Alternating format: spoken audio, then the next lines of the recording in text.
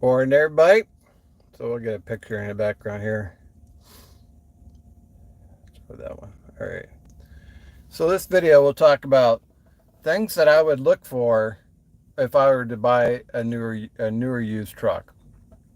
There's things that you definitely want to pay attention to. So if I go look at a truck, maybe one of the first things I look at is the condition of the tires. If for example there's not a lot of tread depth left, then probably within the first year, you're going to have to buy new tires. New tires could be several $1,000s. So when you're looking at a truck and it's an $80,000 truck, it needs new tires. That's another $7,000. That you're gonna have to put into that truck. So that's one of the things I would look at. Another thing would be, does it come with an APU? If it comes with an APU, I mean that's kind of like a bonus. If you were to put an APU on after you purchase a truck, that could be upwards of $15,000. So here you got an $80,000 truck. You're going to put on an APU. It's another 15,000. Very, very expensive. You know, um, Similarly, does it come with a grill guard? That would be nice if it did. Not necessarily. I mean, that's only a couple of $1,000s to put on, but you would have to take time off the road. You'd have to have some downtime to go get that put on. So, there's three things right there. I would look underneath the truck. Is it leaking any oil? That'd be that'd be kind of important to know.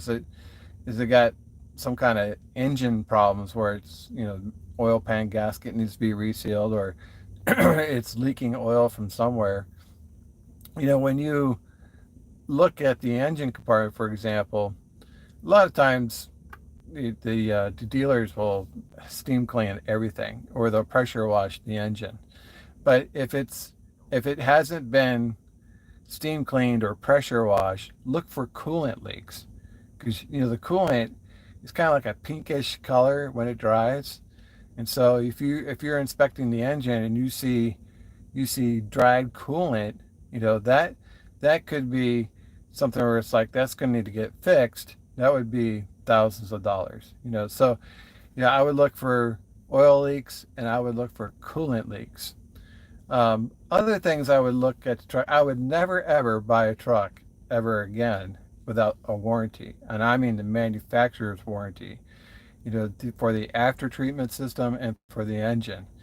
You could buy trucks off commercial truck trader or truckpaper.com or Facebook or whatever. They don't come with warranties. I would never buy a truck without a warranty. I mean, then you're asking for trouble right from the get-go if you buy a truck without a warranty. And I'm not talking about those aftermarket, bullshit warranties that are worthless. I mean, those things are terrible, terrible. I'm talking about if you're going to buy a Freightliner, does it come with the Freightliner extended warranty? That warranty can go all the way up to 750,000 miles. I would not buy a truck without that warranty. Same thing with PACCAR. They have a warranty I think goes up to 600,000 miles. You know, no warranty, no purchase. That to me is a deal breaker right from the beginning. Uh, unless I always like to give an exception because I don't really like absolute, but unless you're extremely rich and you can afford to pay for all these truck repairs. So if you won the lottery and you're sitting on $1 million and you can afford to pay for your own truck repairs, by all means, buy whatever truck you want. But short of being rich, you better get that warranty. That's the most important thing, is that warranty. Yeah, having newer tires is better than older tires. Having an APU is better than no APU. Grill guard would be nice, not necessary. Check for oil leaks, check for coolant leaks. you know, you would you'd probably want to check, all the wheel seals and do a visual inspection of the wheel seals. Make sure they're not leaking. Look at the shocks. Make sure the shocks aren't leaking. Um, it'd be nice to pull the maintenance records if you can get it. If I know, like, if you buy a truck from Crete, all you gotta do is ask Crete. They'll give you all the maintenance records on that truck.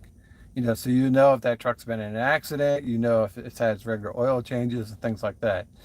If you don't have the maintenance records, it's not necessarily a deal breaker, but it would be nice to have the maintenance records. If you're buying it from another driver, for example, um, like if you're buying it from another owner operator, ask them for the maintenance records. If that will help them sell their truck and they've kept good records, they shouldn't really have any problem giving you a copy of the maintenance records if they really want to sell their truck. Now, if they don't want to give you the maintenance records, maybe that's a red flag. Maybe that's there's a reason why they don't want to give you the maintenance records. So I think there's a lot of thinking that you have to do before buying a truck.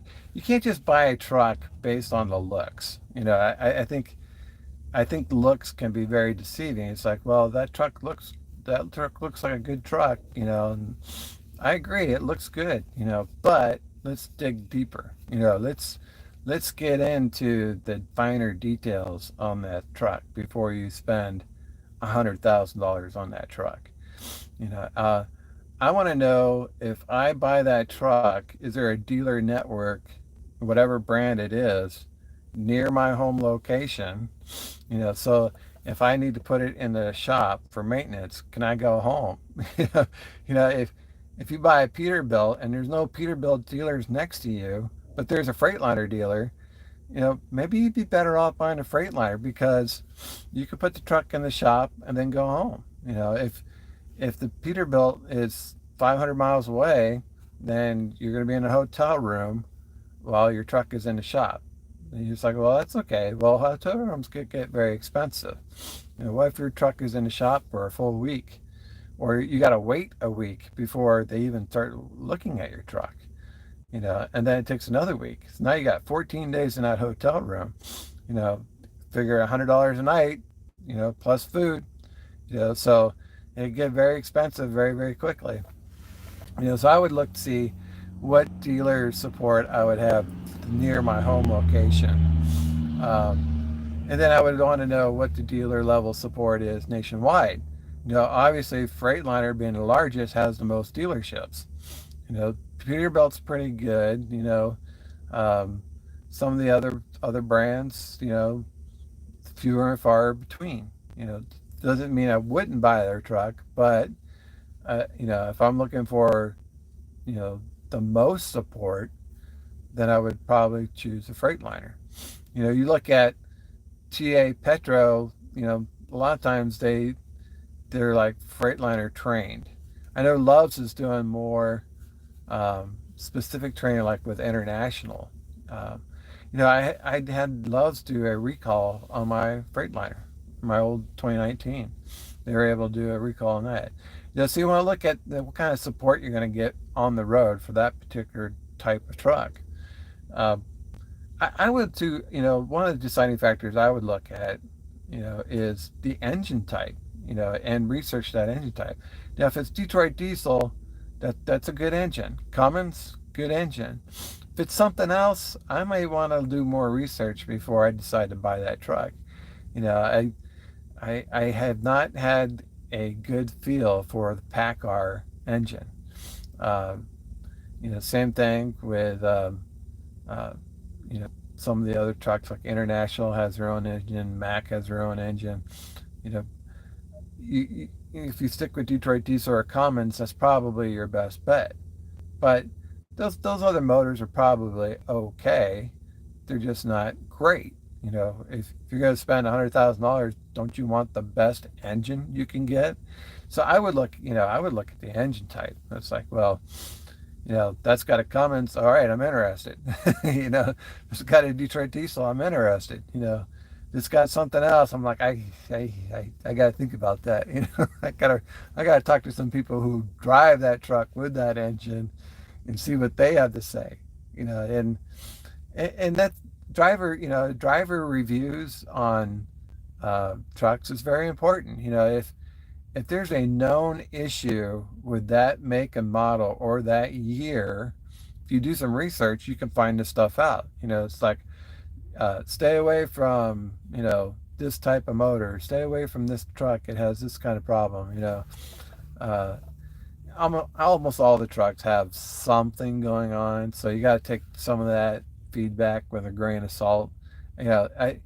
Even brand new trucks are going to have little gremlins or something wrong with the truck that they'll probably have to be fixed within the first 100,000 miles or so.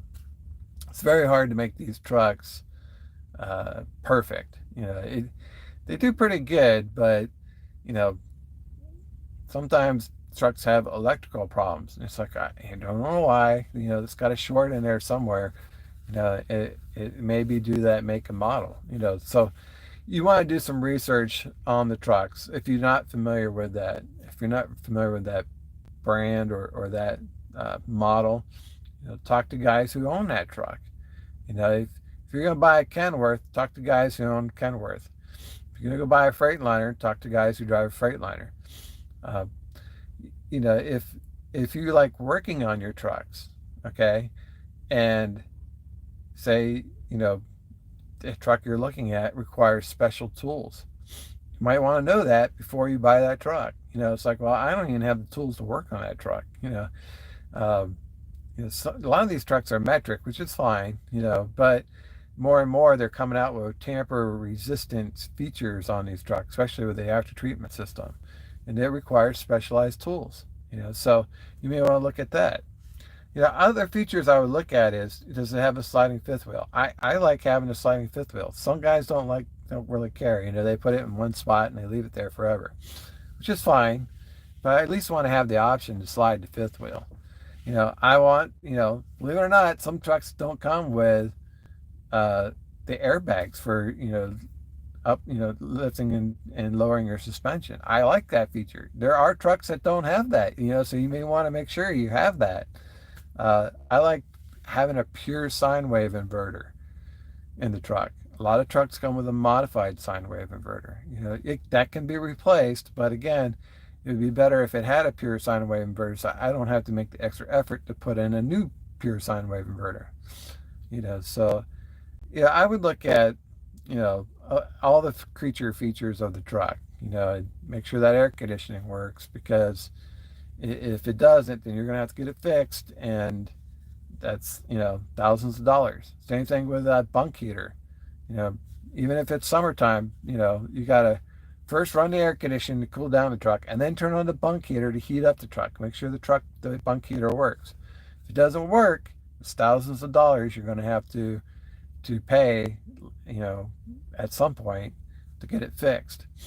So I would look at these trucks very, very closely, very, very closely. I tend to lean towards trucks with lower mileage. Lower mileage is good.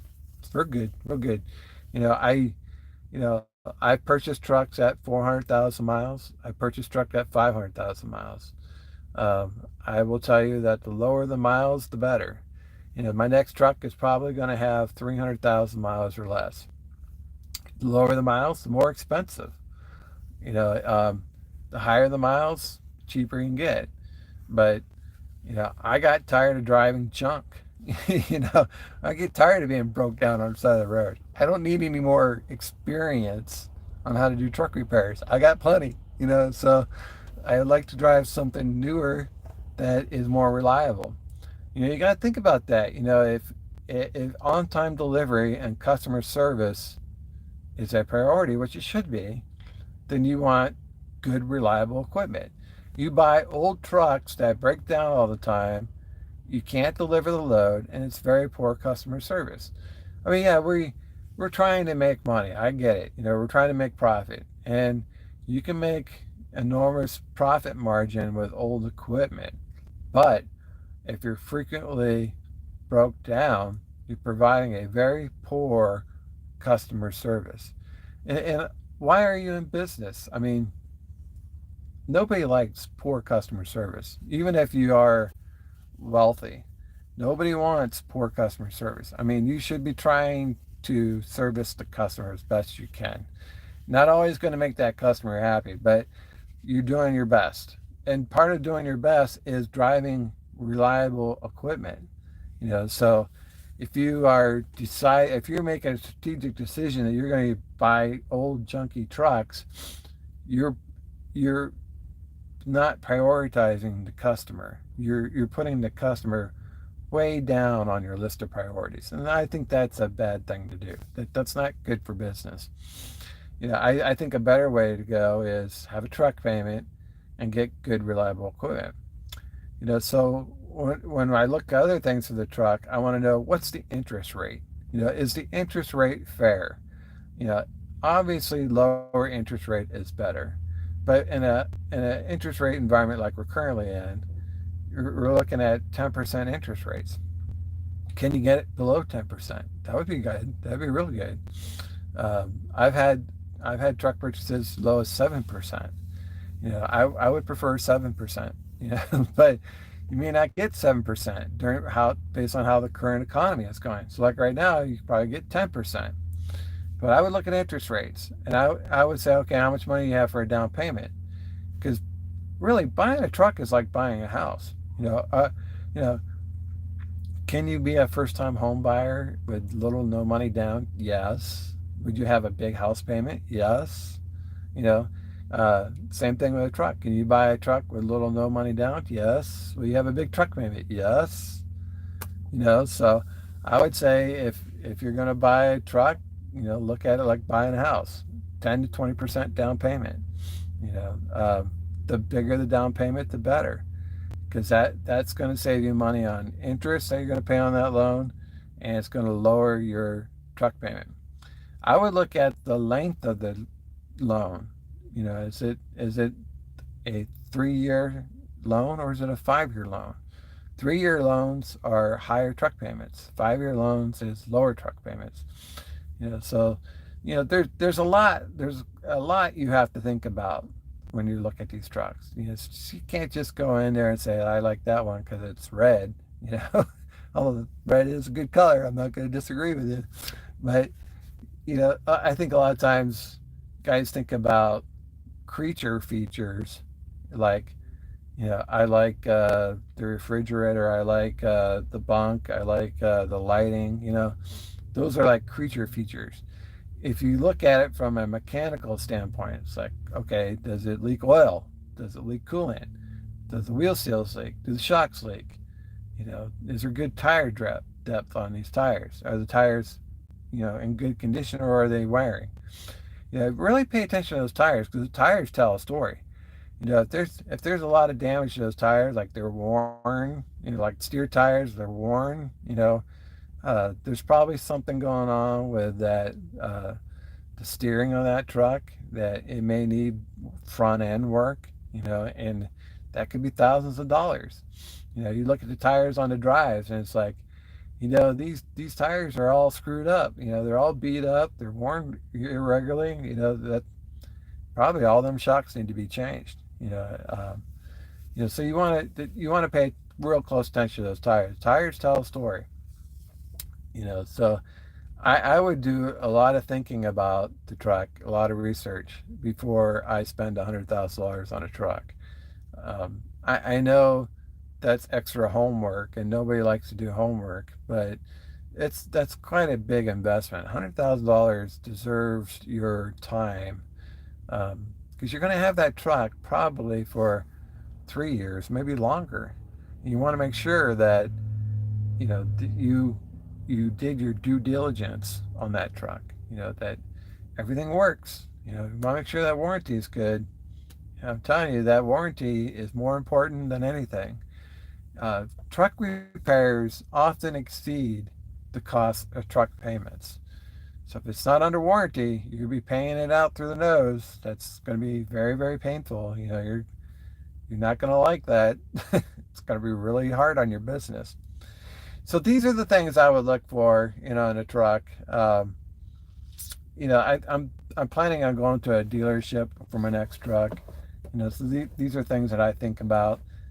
The dealers, they'll probably do like an inspection on the truck, but that doesn't mean that that inspection was any good. It's a lot of times dealerships, they cover over things. Like if there's rust on a truck, a dealership will just take black spray paint and just paint over it so it doesn't look like it's rust. It's got rust, but they painted over it, so that you walk by it and you don't see it. Well, it's like no, that truck has actually it's got quite a few rusty components on it. They just painted right over it.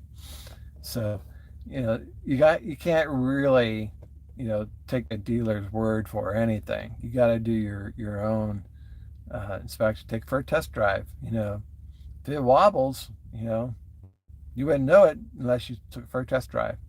It's believe it or not, you take it for a test drive and it may throw a fault code. You might want to know that before you buy it. It's like, I need get 30 miles down the road and it already throws a fault code. So test drive would help, flesh out some of those things. If a truck's been sitting for a long time, it could have def issues because that def will crystallize. And if it crystallizes, it creates a blockage. And then that'll throw you fault codes. So you may want to know how long that truck's been for sale. How long has it been sitting on that lot? If it's been sitting there for a while, it probably will have def issues. It doesn't mean you wouldn't buy the truck, but you know, don't be surprised within the first month or two you got fault codes for def. These trucks do not like sitting idle. They don't like not running. In order to keep these after treatment systems running smoothly, the trucks need to run. They start sitting, they start developing problems.